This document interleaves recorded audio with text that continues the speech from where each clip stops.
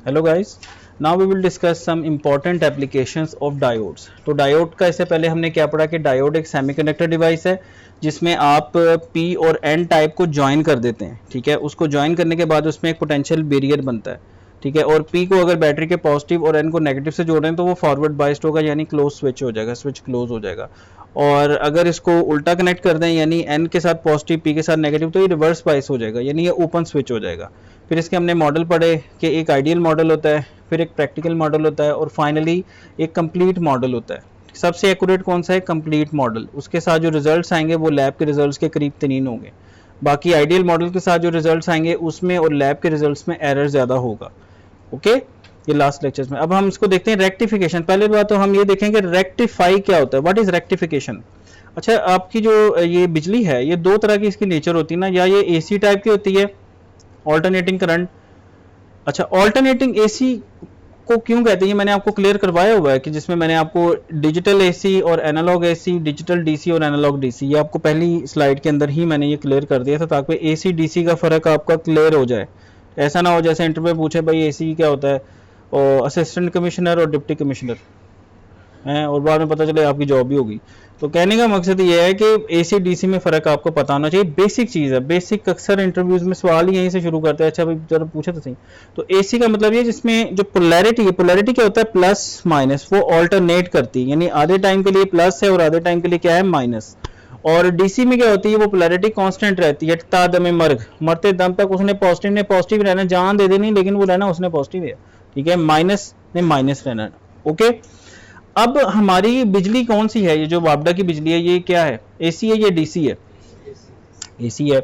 फिर इस पे कितने वोल्ट आ रहे होते हैं जो आप मीटरों से अक्सर जो करते हैं मेजर, कितने आते हैं? 220। अब 220 क्या होते हैं? वो वोल्ट होते हैं, वो पीक वैल्यू है। आरएमएस है क्या है? वो आरएमएस वैल्यू है। अच्छा, अगर वो आरएमएस है तो उसकी पीक वैल्यू क्या है फिर? 314। ठीक है, माशाल्लाह, जबरदस्त। अच्छा, अब 220 आरएमएस है, लेकिन आगे आपने चलानी है एलईडी या माइक्रो कंट्रोलर चलाना है, उसको 5 वोल्ट डीसी के चाहिए। अब क्या करोगे? आप क्या करोगे? एसी को डीसी में कन्वर्ट करोगे। ठीक है, तो एक जो रेगुलर पावर सप्लाई है, मैं पहले आपको उसका सर्किट समझा देता हूँ। ये आ रहे हैं 220, पहले इसको स्टेप डाउन करोगे। एसी है ना, तो ट्रांसफार्मर लगा लो, छोटा ट्रांसफार्मर लगाओ। ये पहले सेमेस्टर में हमने बनाई थी पावर सप्लाई, जो रेगुलर पावर सप्लाई। फिर पावर सप्लाई को हम जब पावर इलेक्ट्रॉनिक्स में पढ़ेंगे, अब जदीद आती हैं वो जो कंप्यूटरों में लगी होती है ना, वो होती है स्विच मोड पावर सप्लाई। पहले आपको इतनी बड़ी पावर सप्लाई होती थी, अब इतनी सी होती है, और वो उससे ज़्यादा अच्छी है। वो टेक्नोलॉजी है, वो हम बाद में करेंगे आने वाले कोर्सेज में इंशाल्लाह। तो 220 वोल्ट को पहले आप स्टेप डाउन करोगे, कोई 13-14 वोल्ट तकरीबन इसके अराउंड अबाउट उसको लेकर आओगे, या 9 वोल्ट ट्रांसफार्मर वगैरह इस तरह से लगेगा। जितने भी आपने आउटपुट पे देनी है, 5 देनी है, उसके अकॉर्डिंगली आप स्टेप डाउन करोगे। वो पूरी कैलकुलेशन है उसकी डिज़ाइन के, आपको मिल जाएंगी इजीली। तो कॉन्सेप्ट ये कि पहले उसको स्टेप डाउन करो। स्टेप डाउन जब करोगे तो रहेगी एसी, लेकिन अब थोड़े वोल्ट में आ जाएगी, ताकि उसको आसानी से 5 वोल्ट आप बना लें। ठीक है, अच्छा, अब फिर आप क्या करोगे? वहां पे पहले अब आप रेक्टिफिकेशन करोगे। रेक्टिफिकेशन क्या होता है? एसी को डीसी में कन्वर्ट करना। लेकिन वो जो डीसी कन्वर्ट हुआ होगा ना, वो ऐसे पल्सेटिंग होगा, वो स्मूथ डीसी नहीं होगा। मसलन साइन वेव यूं है ना, तो आप जब ये एसी है, अगर आप इसको रेक्टिफायर से गुजारोगे तो ये सिर्फ एसी, ये सिर्फ डीसी रह जाएगी, यानी इसमें नेगेटिविटी खत्म हो जाएगी, सिर्फ पॉजिटिव, जीरो से पॉजिटिव वो रह जाएगा। अब उसमें पल्सेशंस हैं बहुत सारी उसमें, जिसको कहते हैं कि हार्मोनिक्स हैं, इसको कहते हैं हार्मोनिक्स। ये स्मूथ तो नहीं है ना, स्मूथ 5 वोल्ट तो नहीं है। ये ऐसी है जैसे आपकी गाड़ी है, गाड़ी में आप जा रहे हो, एक डीसी कांस्टेंट चाहिए, 5 वोल्ट कांस्टेंट हो, तो वो ऐसे नहीं होगा, उसके लिए फिर सर्किट लगाने पड़ेंगे आपको। ठीक है, तो पहले उसको आप क्या करोगे? रेक्टिफायर लगाओ के रेक्टिफाई करोगे, फिर उस पर लो पास फिल्टर लगाओगे, जिसको कैपेसिटर कहते हैं। लो पास फिल्टर जो कि लो फ्रीक्वेंसीज को पास करता है, हाई फ्रीक्वेंसीज को ग्राउंड कर देता है। लो पास फिल्टर, लो पास फिल्टर। ठीक है, फिर उसके बाद आप क्या करोगे? उसके बाद आप एक रेगुलेटर लगाओगे, जो कि जीनर होगा, आजकल का जो होता है 7805 5 वोल्ट का, और इसमें सूल होता है। रेगुलेटर की इनपुट पे कम से कम 3 वोल्ट ज्यादा रखते हैं, यानी अगर आपको 5 वोल्ट चाहिए ना, तो उसकी इनपुट पे कम से कम 8 वोल्ट आने चाहिए, फिर वो स्टेबल 5 निकालेगा। 8 से स्टेबल 5 निकालने, बात समझ रहे हो? कम से कम 3 वोल्ट, कम से कम 3 वोल्ट का डिफरेंस होना चाहिए, ये याद रखिएगा, ये बड़ा इंपॉर्टेंट रूल है इसका रेगुलेटर्स का। तो अब हम आगे चलते हैं। तो यहाँ से भी रेगुलेटर के बाद आपको 5 वोल्ट स्मूथ मिलेगी और अब आपकी जो है वो लाइट वाइट जो भी है आगे आपने लगाया वो कांस्टेंट चलेगी। Clear? One of the very important applications of diode is the DC power supply as a rectifier to convert AC into DC. DC power supply is the most important element of any electronic equipment. This is because it provides power to energize all electronic circuits like oscillators, amplifiers and so on. ये electronics की जान है, ये जो oscillators हैं। आप देख लें कि जो माइक्रो प्रोसेसर चलाते हैं, अब तो आर्डिनो बनाए आ गए, हम तो खुद अलग हर चीज़ कनेक्ट करते थे 8051 के साथ, क्रिस्टल ऑसिलेटर, फिर उसके साथ एक कैपेसिटर। तो ये जो कंप्यूटर होता है इसको क्लॉक पल्स चाहिए होती है ना आपको, तो वो कैसे जनरेट होती है? इलेक्ट्रॉनिक्स से जनरेट होती है।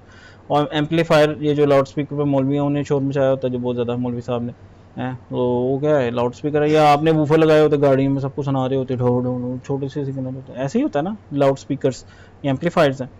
तो DC power supply is must. For example, we can't think of the television, computer, radio, telephone, mobile, as well as measuring instruments like multimeter without DC power supply.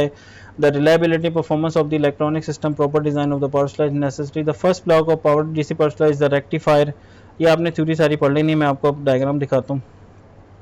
ये देखें, ये आपकी डायग्राम है जिसमें ये देखें, ये वापडा की आ रही है। अच्छा, ये चूँकि US का है अपना, पाकिस्तान में क्या है कि जी 220 वोल्ट और 50 हर्ट्ज़ है, ये US का है 110 वोल्ट और 60 हर्ट्ज़। ये भी सर्च कीजिएगा ये क्यों है, तो ये 110 और 60 क्यों है और इस यहाँ पे 220 और 50 क्यों है, ये भी अक्सर पूछ लेता कोई, पूछ ले तो आपको पता होना चाहिए, ठीक है। अच्छा, तो ये AC आपका आ गया 110 और 60 वोल्ट्स, उसको रेक्टिफाई करें। रेक्टिफायर, यहाँ डायोड यूज़ होंगे, वो अभी हम देखते हैं। एक होता है हाफ वेव रेक्टिफायर, एक होता है फुल वेव रेक्टिफायर। फिर फिल्टर लगा होता है जो कि कैपेसिटर है, लो पास फिल्टर, मैंने आपको बताया। फिर आगे रेगुलेटर लगा होता है जो कि या तो जीनर होगा या जीनर डायोड के अलावा जो दूसरा कौन सा है आपका रेगुलेटर, जो 7805, 7805, 7812। तो हम इसमें देखते हैं जी इन हाफ वेव रेक्टिफायर। अच्छा, तो इस तरह से जनाब आपका AC 110 वोल्ट, आपका 110 वोल्ट एंड 60 हर्ट्ज़ आपका जो है ये US का स्टैंडर्ड, हमारा क्या है 220 और 50 हर्ट्ज़, ठीक है। उसके बाद यहाँ से रेक्टिफाई हुआ पल्सेटिंग DC, आपको पल्सेटिंग DC, मैं क्या कर रहा हूँ उसको, पल्सेटिंग DC, ओके। वो उसके बाद आपने फिल्टर लगाया जिसको लो पास फिल्टर कहते हैं, कैपेसिटर लगाते हैं पैरेलल में, तो उससे क्या होता है कि आपके फिल्टर्ड वोल्टेज आ गए। फिर आपने रेगुलेटर से उसको गुजारा तो आपके पास रेगुलेटेड, आपके पास कांस्टेंट DC सप्लाई आ गई। और आगे आपने क्या कनेक्ट कर दिया, लोड, सम रेजिस्टेंस है या इंडक्टेंस है या कैपेसिटेंस है या RLC का कॉम्बिनेशन है, कोई लोड है, ठीक है, वो आपने कनेक्ट कर दिया। यहाँ पे रेडियो शेडियो स्पीकर हो गया। अच्छा, अब उसके बाद आता है working principle of half wave rectifier. तो रेक्टिफायर दो तरह के होते हैं, ये आपने पढ़े भी हुए हैं आई थिंक FSC के अंदर, फुल वेव रेक्टिफायर और हाफ वेव रेक्टिफायर। अच्छा, in half wave rectifier only half cycle of the applied voltage is used, another half cycle of the AC voltage negative cycle is not used। अच्छा, half wave rectifier में क्या होता है, मैं इसकी waveform आपको दिखा देता हूँ। ये देखें, ये सर्किट लगा हुआ है, ये AC है। ये पेपर में भी आपने ना सही बनाने हैं सिंबल, पता चले जी पेपर में बच्चों ने DC बनाया होता है शुरू में, वो कौन से रेक्टिफाई कर रहा है भाई, तूने लगाया DC है। तो ये ज़रा आपको ड्राइंग सही बनानी चाहिए, इसकी प्रैक्टिस कीजिएगा। ड्राइंग बनाना भी एक स्किल है, अच्छी और एक्यूरेट ड्राइंग बनाना ये एक बहुत ज़बरदस्त स्किल है, ओके। तो ये देखें AC सोर्स लगा हुआ है, साइन वेव है, और उसके बाद ये पोलैरिटी शो करा रहा है फर्स्ट हाफ साइकिल की प्लस माइनस, ठीक है। ये लेकिन है ये AC है, ठीक है। उसके बाद डायोड लगा हुआ है, उसके बाद रेजिस्टेंस लगे। होगा क्या कि फर्स्ट हाफ साइकिल में देखें आपका ये जब होगा तो आप में एनोड पॉजिटिव होगा, कैथोड आपका जो है वो यहाँ पे इसमें ग्राउंड की तरफ लगा हुआ है, तो ये फॉरवर्ड बाइस्ड हो जाएगा, पॉजिटिव साइकिल में ये फॉरवर्ड बाइस्ड हो जाएगा। और अगर इसको हम प्रैक्टिकल मॉडल या कंप्लीट लें तो यहाँ 0.7 आएगा, तो यहाँ पे जो आपको वेव आउटपुट में मिलेगी वो थोड़ी सी 0.7 उसमें से माइनस होंगे वोल्टेज, यानी इस जो इनपुट की सप्लाई है ना उससे आउटपुट की सप्लाई 0.7 वोल्ट कम होगी, ठीक है, अगर हम एज्यूम करें कि ये प्रैक्टिकल है। लेकिन लेट्स से यहाँ हम उसको आइडियल एज्यूम करते हैं, तो ये इस तरह से आपकी वेव आ जाएगी और इसका मैग्नीट्यूड, अच्छा ये वोल्टेज की वेव है यहाँ पे ना, वोल्टेज की, और करंट क्या होगा V/R, इस वोल्टेज को R से तकसीम कर दो तो उसका मैग्नीट्यूड कम हो जाएगा, यानी उसका अगर आप ग्राफ बनाएंगे ना तो उसका नीचे बनेगी वो। तो अच्छा, अगले साइकिल में क्या होगा कि यहाँ पे नेगेटिव आ जाएगा ना और यहाँ पॉजिटिव हो जाएगा, ऐसे ही होगा ना, AC में तो पोलैरिटी चेंज होती है। तो फिर ये आपका जो डायोड क्या हो जाएगा, रिवर्स बाइस हो जाएगा, सेकंड जो नेगेटिव हाफ साइकिल है उसमें रिवर्स बाइस हो जाएगा। जब रिवर्स बाइस होगा तो आगे कोई करंट फ्लो नहीं करेगा, करंट जीरो होगा, और आगे अगर करंट 0 है तो रेजिस्टेंस के दोनों तरफ वोल्टेज क्या होंगे, 0। रेजिस्टेंस का पता ना करंट क्या होता है, V1 minus V2 over are. तो अगर जब ये रिवर्स बाइस होगा तो करंट क्या होगा, 0। जब करंट 0 होगा इसका मतलब है आउटपुट वोल्टेज क्या आएंगे आपके, 0। विजिकल टू आई आर होता है ना, विजिकल टू I0 है तो आर, तो और ग्राउंड ही आपका ऊपर आ रहा होगा, ठीक है। तो ये देखें आपका ये ग्राउंड आ रहा है, तो सेकंड हाफ साइकिल में आपका क्या आ रहा है, ग्राउंड। तो आपकी वेव इस तरह की मिलेगी आपको कि यानी आधी वेव आपको मिलेगी, यानी अगर आपकी ये इनपुट है, फॉर एग्जांपल ये आपकी इनपुट है, ठीक है। तो इसकी मैं अगर हाफ वेव रेक्टिफायर की आउटपुट निकालूं, हाफ वेव, तो उसमें आपको आउटपुट ऐसे मिलेगी, यूं फिर गायब, फिर यूं फिर गायब। अच्छा, इसमें मजे की बात ये देखें कि इसमें टाइम पीरियड क्या होगा, 2 पाई। ये 2 पाई है ना टाइम पीरियड, पाई और 2 पाई। इसमें टाइम पीरियड क्या है, 2 पाई है। There is no change in the time period, frequency भी सेम होगी।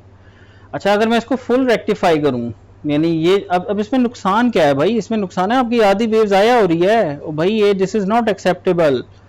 मैं एक मिनट है जरा, तो इसकी वेव फॉर्म देखें, हाफ वेव रेक्टिफायर और full wave rectifier. Half wave rectifier का टाइम पीरियड 2 पाई है, इसका फ्रीक्वेंसी सेम होगी इसकी जो आउटपुट की, लेकिन जो फुल वेव रेक्टिफिकेशन है उसमें टाइम पीरियड हाफ हो गया है, फ्रीक्वेंसी डबल हो गई है। ये चीज़ आपने ज़हन में रखनी है, ठीक है। यानी इसमें अगर मतलब इसकी फ्रीक्वेंसी डबल हो जाती है। और दूसरी चीज़ इंपॉर्टेंट ये है कि ये आपका डीसी है, दिस इज अ डीसी, ठीक है, दिस इज नॉट एसी, लेकिन ये डीसी है, लेकिन इसमें फ्रीक्वेंसी कंपोनेंट हैं, इसकी फ्रीक्वेंसी 0 नहीं है, तभी तो इसमें ये हार्मोनिक्स है, ये जो आ रही है इसमें जो कर्वी नेचर आ रही है। हमने क्या करना है, इसको सीधा करना है। क्या करना है, सीधा, हमने सीधी आउटपुट लेनी है। तो वो हमारा टारगेट होगा कि वो कैसे लेनी है, वो हम देखते हैं अभी। इस सर्किट की समझ आ गई, this is the half wave rectifier, ठीक है। अच्छा, अब ये देखें सेकंड हाफ साइकिल में ये क्या हुआ, सेकंड हाफ साइकिल में ये कंडक्ट ही नहीं करेगा रिवर्स बाइस होके, तो आउटपुट आपकी क्या आ गई, 0, ठीक है। तो ये इस जो है वो आपकी दोनों साइकिल्स को शो करा रहा है कि किस तरह बिहेव करेगा उसमें। अब इसकी हम एवरेज वैल्यू अगर निकालें हैं, अब इसकी एवरेज वैल्यू निकालते हैं, इसका इंटीग्रेशन का थोड़ा सा ये करते हैं, इसको सॉल्व आप ज़रा करवाएं इसमें। मतलब इसको हम ले लेते हैं, इसकी इंटीग्रेशन अगर करें इसकी आउटपुट की, ये यानी इसको हम कहते हैं वी एवरेज, वी एवरेज भी इसको कहते हैं या ये भी कहते हैं। तो इसका टाइम पीरियड कितना है, 1/2 pi, integrate from 0 to 2 pi, और sine of theta into d theta, साथ में क्या आ जाएगा, वी एम, यही होगा ना फार्मूला, ये बनेगा ना एवरेज वैल्यू। ये को पहले लेक्चर में मैंने करवाया, एवरेज क्या होती है, 1 टाइम पीरियड इंटीग्रेट, यानी सबको जमा करके तकसीम बाय नंबर, याद करें डिस्क्रीट वाला ये इंटीग्रेशन, ये वाला फार्मूला करवाया हुआ आपको। अब इसको सॉल्व करते हैं, ये आता है 1/2 पाई, और वी एम बाहर आ गया, ये वी एम कह लें या वी पी कह लें। और साइन थीटा की इंटीग्रेशन क्या होती है, माइनस कॉस थीटा 0 से 2 पाई तक, ठीक है। इसको सॉल्व करते हैं, माइनस बाहर निकाल दें, माइनस वी एम ओवर 2 पाई, तो कॉज ऑफ 2 पाई क्या होता है, cause of 2 pi, cause of 2 pi, cause of 2 पाई क्या आ जाएगा इसमें, cause of 2 pi minus yes 1, ठीक है। और उसके बाद 0 से लेकर 2 पाई तक। अच्छा, लेकिन इसमें जो मज़े की बात है ना, हमने इंटीग्रेट 2 पाई तक नहीं करना, हमने इसको इंटीग्रेट करना है 0 से पाई तक। और आप देखिए इसकी इंटीग्रेशन करनी है हमने 0 से पाई तक, जहाँ तक ये सिग्नल है, उसके बाद तो 0 है ना, समझ रहे बात को। तो 0 से लेके पाई तक इंटीग्रेट करना है इसको। तो ये 0 से पाई, अब कॉज ऑफ पाई क्या होता है, -1, -1 माइनस कॉज ऑफ 0 क्या होता है, 1, कॉज 0 1 होता है, ठीक है। तो ये -2 हो जाएगा, माइनस माइनस से कैंसिल हो गया, तो 2 वी एम ओवर 2 पाई, 2 से कट गया, तो वी एम ओवर पाई। ये बड़ा इंपॉर्टेंट फार्मूला है, ये आपको ऐसे याद होना चाहिए जैसे आपका अपना नाम है। हाफ रेक्टिफायर के जो एवरेज वैल्यू आती है उसका फार्मूला कहता है वी पी ओवर पाई। वी पी पीक वैल्यू जो सोर्स की थी उसको पाई से तकसीम कर दूं, क्या कर दो, पाई क्या होता है 3.14। अच्छा, यही फार्मूले को इस पे लगाएं, फुल वेव रेक्टिफायर पे लगाएं, तो अब क्या हो जाएगा, अब ये टाइम पीरियड आपको 1/पाई हो जाएगा, यहाँ पे ऐसे ही है 1/पाई हो जाएगा ना टाइम पीरियड, 1/पाई, और इंटीग्रेट फ्रॉम 0 to पाई, तो ये यहाँ से ख़त्म कर दें और ये ख़त्म कर दें, तो तब क्या आ जाएगा आंसर, 2 वी पी ओवर पाई। तो फुल वेव रेक्टिफायर इसका डबल होती है आउटपुट, यानी वीपी ओवर पाए तो क्या हो जाएगा 2 वीपी ओवर पाए। देखें इधर, ये फिर देख लें इसको, फुल वेव रेक्टिफायर है ना, फुल वेव फॉर्म पे अभी सिर्फ गौर करें, अभी बाकी चीजों को छोड़ दें, वेव फॉर्म पे सिर्फ रहें। तो इसकी हमने एवरेज वैल्यू क्या निकाली थी, वीपी ओवर पाए, ठीक है। टोटल टाइम पीरियड कितना है, 0 से लेके 2 पाई तक, और 0 से लेके पाई तक आपने उसको इंटीग्रेट करना है, ठीक है। फुल वेव रेक्टिफायर में टाइम पीरियड ही पाई है, ठीक है, तो ये आ जाएगा 1 ओवर पाई, ठीक है। और इसकी इंटीग्रेशन कहां से कहां तक करनी है, 0 से लेके पाई तक, तो 0 to pi VM sine theta, उसको वैसे सॉल्व करें तो ये 2 खत्म हो गया हुआ, तो ये 2 वीएम ओवर पाई, यानी वीएम ओवर पाई है हाफ वेव रेक्टिफायर की average value, half wave rectifier की एवरेज वैल्यू, और फुल वेव जो रेक्टिफायर है उसकी है 2 वीएम ओवर पाई, डबल, सिंपली डबल। फिर इसके बाद एक आता है 3 फेज रेक्टिफायर, पावर इलेक्ट्रॉनिक्स में हम पढ़ाते हैं, उसके उसमें 3 आ जाता है, 3 वीपी ओवर पाई, ठीक है। ये बहुत बड़ी एक चीज आपको आज मैंने करवा दी है, ये आपको इस कोर्स के बाद भी ये भूलनी नहीं चाहिए ये बात, ठीक है, ये आपको हर वक्त आपके जहन में रहनी चाहिए। अच्छा आगे चलते हैं, ये देखें इसकी इंटीग्रेशन कर रहा है, वो जो मैंने अभी करके दिखाई है, तो ये इसका आंसर आ गया। अच्छा इसको सॉल्व करो 1 ओवर पाई को ना, तो ये बनता है 0.318, करके देख लें कैलकुलेटर पे, 0.318 यानी 31.8%। तो वीपी कितनी थी, वीपी आपने अभी बताया था 300 एंड कितनी थी, 314, उसको जरब दो इसके साथ 0.318 के साथ,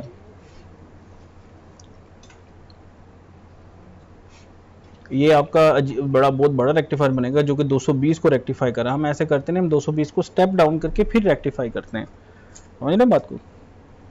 तो ये निकाल लो, उसका 314 का निकालें तो क्या बनता है, ये 31%, कितना 90 कुछ वोल्ट, बड़े कम है ये ना, मतलब उसमें आपके जो वापडा है अगर, तो ये 314 है वापडा का, 314 है ना ये, तो यहाँ पे कितना आ रहा है 99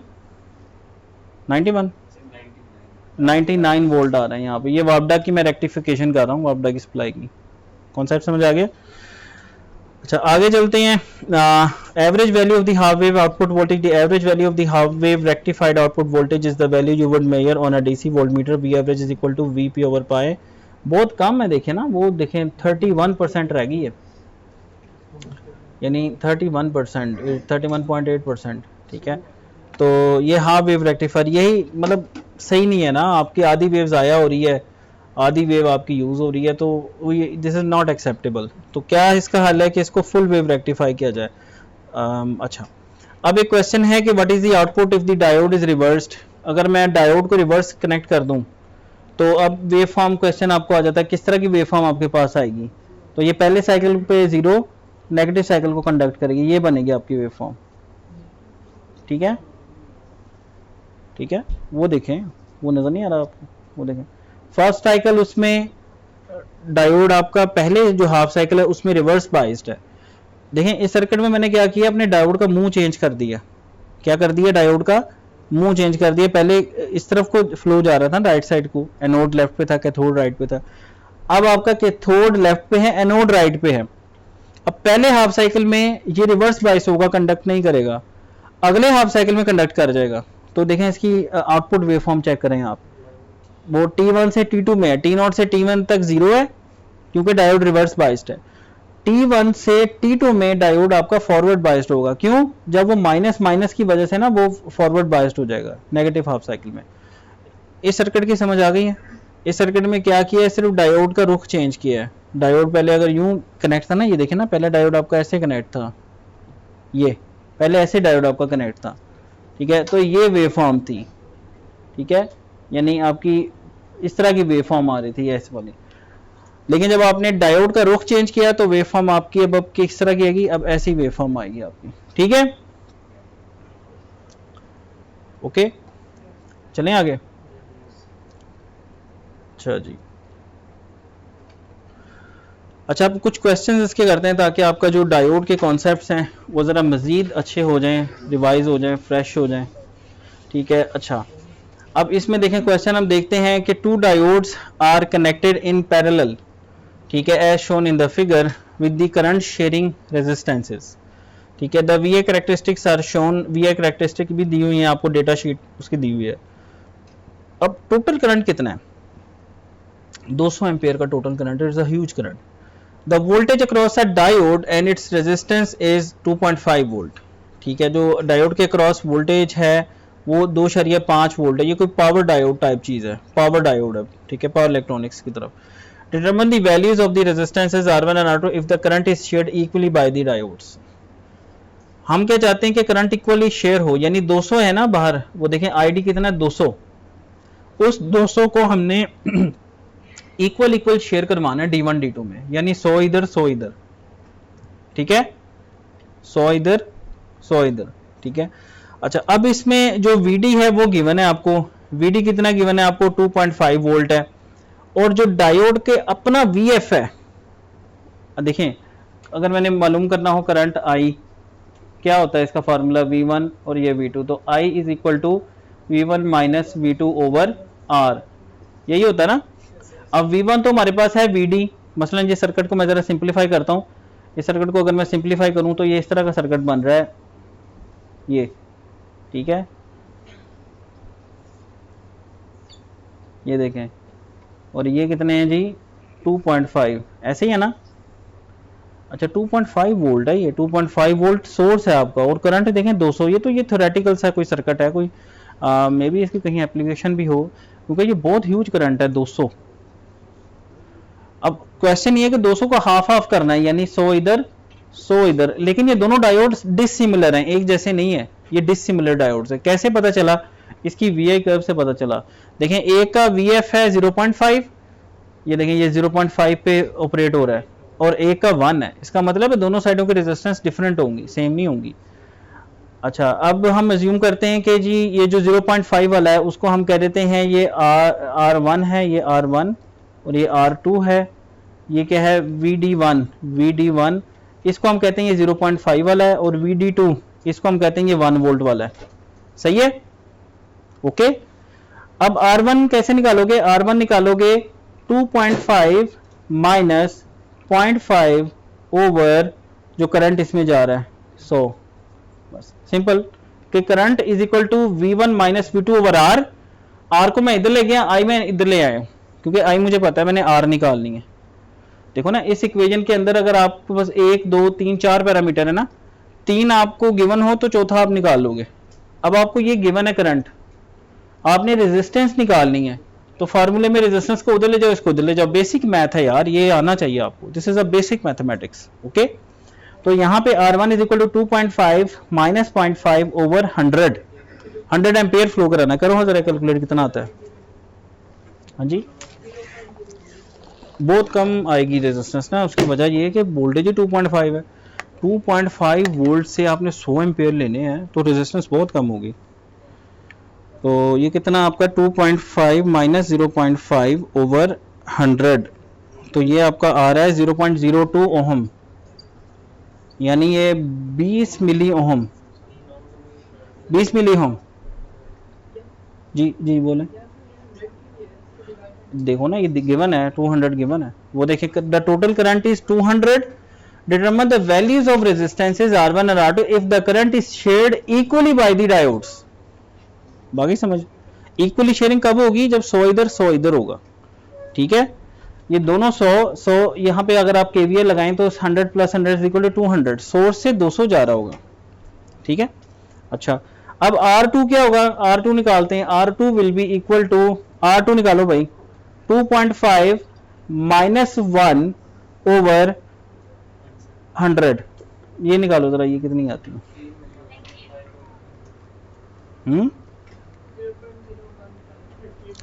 हाँ ये आती है जनाब 0.015 ओहम, यानी ये आपके आ जाएगी 15 मिली ओहम, यानी यहाँ पे आपको 15 मिली लगानी पड़ेगी, और यहाँ पे आपको कितनी लगानी पड़ेगी?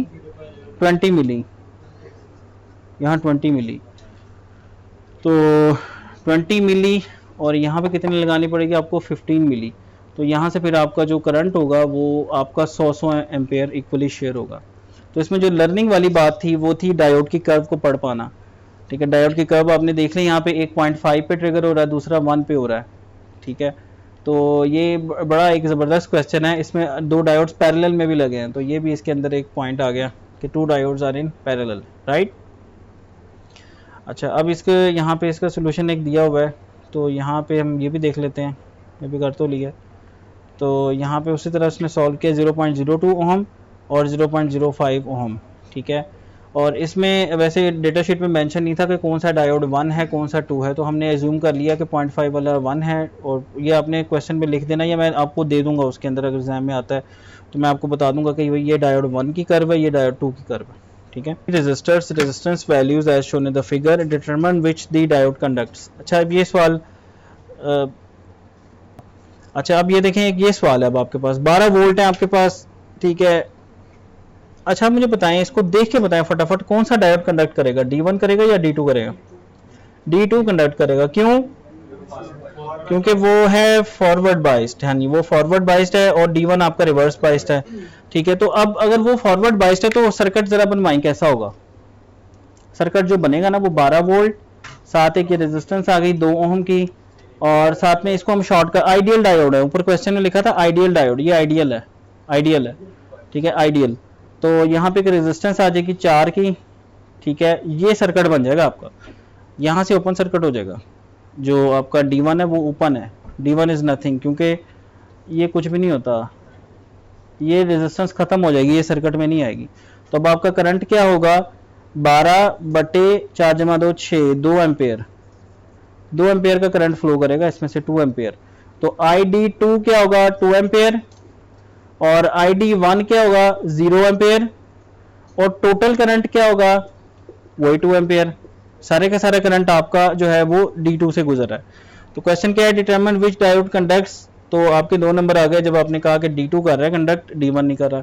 फिर find the current flowing in the diodes and resistors, तो वो भी हमने निकाल लिया कि अच्छा रेजिस्टेंस में से भी अगेन वही करंट आएगा 2 एम्पेयर, इसमें सिर्फ 2 एम्पेयर फ्लो करेगा, इस 4 ओम वाली में से भी 2 एम्पेयर फ्लो करेगा, और इसमें से 0 एम्पेयर करेगा, ये जो आपकी है 8 ओम वाली है ना, इसमें 0 एम्पेयर है, इसमें से 0 एम्पेयर है। अच्छा, उसके बाद आएगा deduce the power dissipated by the diodes.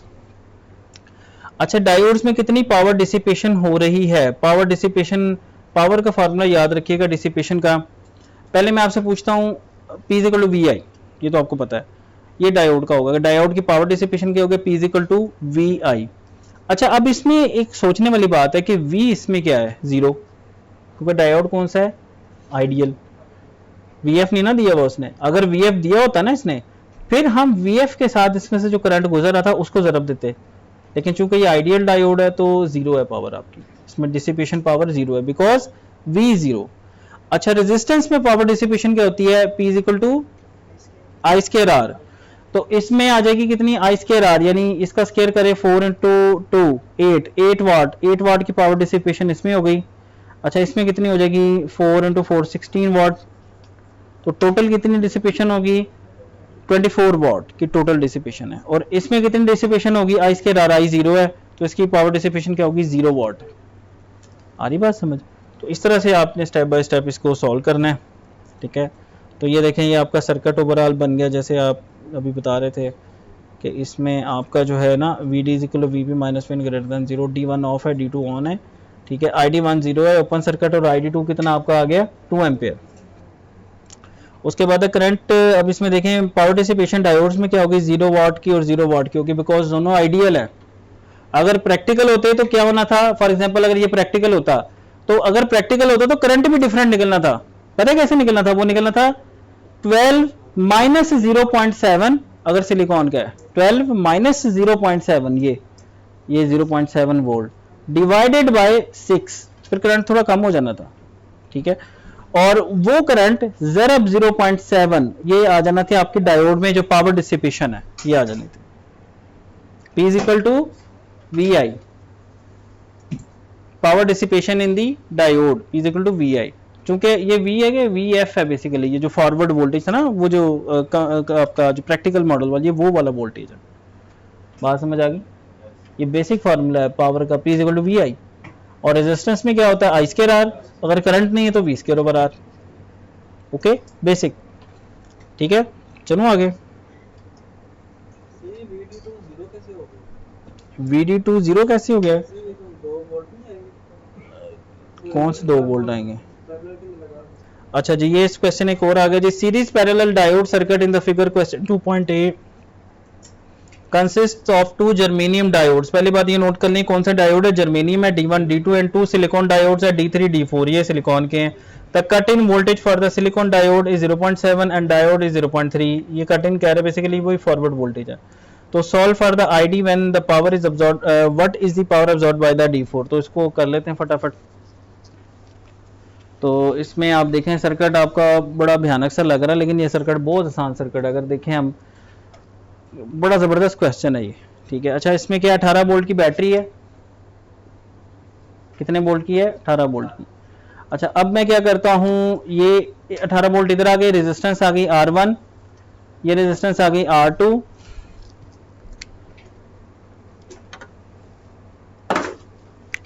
ये रेजिस्टेंस आ गई इसकी R3, ठीक है, R1 R2 और एक मिनट, R1 ही है सारी।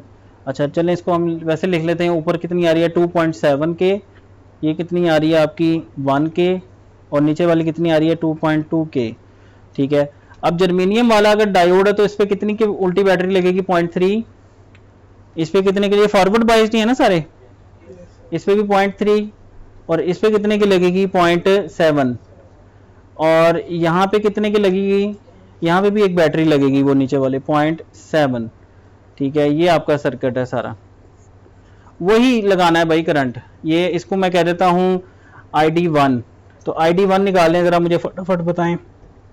18 माइनस 0.3 प्लस इसके, देखो ना ये प्लस माइनस, तो बेसिकली क्या होगा 0.3 प्लस 0.7 हो रहा होगा इस नोड पे, ये 0.7 आ रहा है यहाँ पे, तो 0.3 प्लस 0.7, ठीक है, ये 1 वोल्ट है बेसिकली। तो -0.3 माइनस 0.7 यानी -1 वोल्ट डिवाइडेड बाय 2.7 के, ये निकालें जरा। ID2 क्या होगा, वो होगा जी 18 माइनस वही 0.3 माइनस 0.7 ओवर कितना है 1 के, और ID3 वो क्या होगा 18 माइनस 0.7 माइनस 0.7 डिवाइडेड बाय 2.2 के, कितना आ रहा है भाई, अच्छा 4.07 मिली एम्प्स। देखें, अगर मजे की बात देखें, सारा सर्किट ही है ये, सर्किट आपका सही होना चाहिए। जो सर्किट एनालिसिस का जो कोर्स आपने पढ़ा वो सही होना चाहिए। नहीं, मेरे पास ज़रा डिफरेंट आ रहा है, मेरे पास ये आ रहा है 6.3 मिली एम्प्स। यार सही तरह कैलकुलेटर यूज़ किया करें यार प्लीज़। 17 मिली एम्प्स, ये कितना आ रहा है जी 18 माइनस 0.7 माइनस 0.7, ये कितना आ रहा है 2.2 के, ठीक है, 7.55 मिली एम्प्स। अब मुझे कोई ये बता सकता है कि ये करंट, टोटल करंट कितना होगा, ये वाला जो करंट आई नॉट है, ID कितना होगा, ID will be equal to ID1 plus ID2 plus ID3, ऐसे ही है। वो तीनों यहाँ पे आके करंट क्या होते हैं कि जमा होके मतलब करंट स्प्लिट हो जाते हैं, फिर बाद में दोबारा इकट्ठे हो जाते हैं, समझ रहे बात को। तो ये करो हाँ सबको जमा, 6.3 जमा 17 जमा 7.55, 3 जमा 17 जमा 7.55, ये आ जाएगा आपका 30.85 मिली। अगर मैं आपसे पूछूं ID4 क्या है, ID4 क्या है, यही है, मेन ही होगा, क्योंकि करंट आया इधर से ID, उसके बाद 3 हिस्सों में तकसीम हुआ, फिर इकट्ठा हो गया, ठीक है। ये आपको किरचॉफ का करंट लॉ जो है बेसिकली आपको यहाँ से समझ आ जाना चाहिए, ठीक है। वही सर्किट है जिसमें आप बेटा पहले रेजिस्टेंस वगैरह से खेला करते थे, अब उसमें ये डायोड शायोड लग गए हैं। सर्किट वही है, इलेक्ट्रॉनिक सर्किट, बस डायोड लग गया है, और डायोड लगने के बाद डायोड की प्रॉपर्टीज आ जाएंगी। कब ये आपका मतलब डायोड का मॉडल लगा दोगे इसके ऊपर, कब ये फॉरवर्ड बायस है, कब रिवर्स बायस है, उसके अगेंस्ट ओके। अब समझ आ गई चीज़ों की। अच्छा आगे चलते हैं जी, ये आपने देख लेना जैसे ही कैलकुलेशन हो रही हैं। अच्छा उसके बाद पावर अब्जॉर्ब भी पूछी हुई है, D4 में पावर कैसे निकालोगे, तो बताओ आप, चलें आप हल करवाएं, बताएं PD4 बताएं क्या होगी, VI, V कितना है इसका कितना V 0.7, जरा I कितना है इसका, कितना है 30.85, हाँ जी मिली। तो ये आप इसको कैलकुलेट कर लें, ये आपकी पावर इसमें से आ जाएगी, पावर अब्जॉर्ब। ओके, तो ये देखें उसने किया हुआ 0.7 ज़रब 38.85, ठीक है, तो ये तकरीबन आ रही है 21.59 मिली वॉट, यही आ रहा है, करके देखा है। चलें गुड।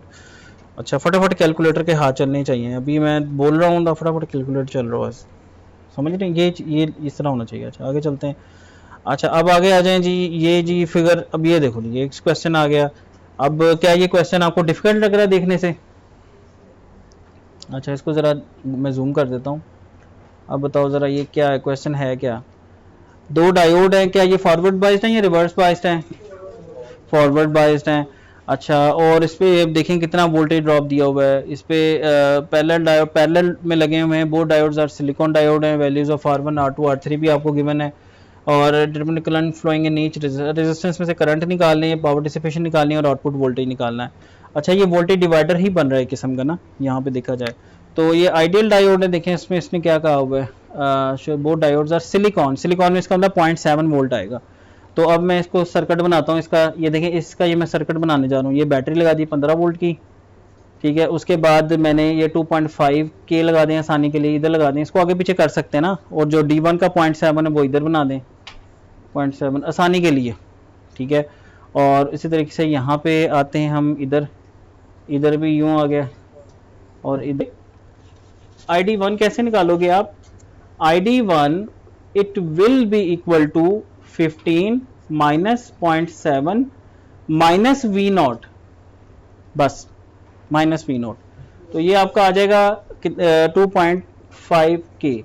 और ID2 किसके बराबर होगा आपका? 15 माइनस 0.7 माइनस V0 ओवर 4.7 के। ये ID1 और ID2 आ गया। और ID3 आपका क्या होगा? I3 कह लें या ID3 कह लें, ID3 तो कोई नहीं है, I3 है बेसिकली, रेजिस्टेंस 3 में से जो जा रहा है वो क्या होगा? V0 प्लस 10, यानी V0 minus into minus 10 is plus 10 over R3, इस तरह होगा ये। आगे बात समझ? तो ये करंट, अब इस पे आप लगाए किरचॉफ का करंट लॉ, यानी इसको अगर हम लगा के, बेसिकली हमने क्या निकालना है? हमने ये V0 निकालना है। क्या निकालना है? V0। हमें V0 का नहीं पता क्या है, V0 निकालना है हमने। तो यहाँ पे हम देखते हैं इसको, ID1 plus ID2 is equal to I3, यानी I3, यानी इन दोनों का sum is equal to this current. Okay, तो करें जरा इसको, 15 माइनस 0.7 के 4.7 के और साथ में 8.5 के, ठीक है। और यहाँ से देखें V0 प्लस 0.7 माइनस 15, ये इसने दूसरी तरह लगाया हुआ है, 1 माइनस 10.386 तकसीम 2.5, 1.56 1.57 आप कह लें, 1.57, यानी जो ID1 है वो आ रहा है 1.57 मिली एम्प्स, और ID2 क्या आ रहा है? ID2 मेरा आ रहा है 4.7 के साथ 0.83 मिली एम्प्स, और ये ID1 ID2 है। और I3 क्या आ रहा है मेरा? I3 मेरा आ रहा है V0 से, तो सिंपल है, V0 कितना है जी? 10.386 प्लस 10 डिवाइडेड बाय 8.5, ये आ रहा है मेरा 2.39, यानी 2.39 यानी 2.4 मिली कह रहे हैं। इन दोनों के सम के बराबर वैसे ही आना चाहिए, और इतना ही आ रहा है, इन दोनों के सम के बराबर ही आना चाहिए ना, इतना ही आ रहा है, 2.4 मिली ही तकरीबन आ रहा है, जैसे I2 स्क्वायर R2 और I3 स्क्वायर इंटू R3। तो ये था जनाब आपका एक कुछ डायोड के क्वेश्चंस इंपॉर्टेंट, ताकि आपका जो है ना वो कॉन्सेप्ट क्लियर हो कि ये कैसे अगर सर्किट में आ जाएं डायोड, तो कैसे मैंने इसको जो है वो लेके चलना है। पहले तो मैंने देखना है कि ये फॉरवर्ड बाइस्ड है, ये रिवर्स बाइस्ड है, उससे आपको हेल्प हो जाएगी।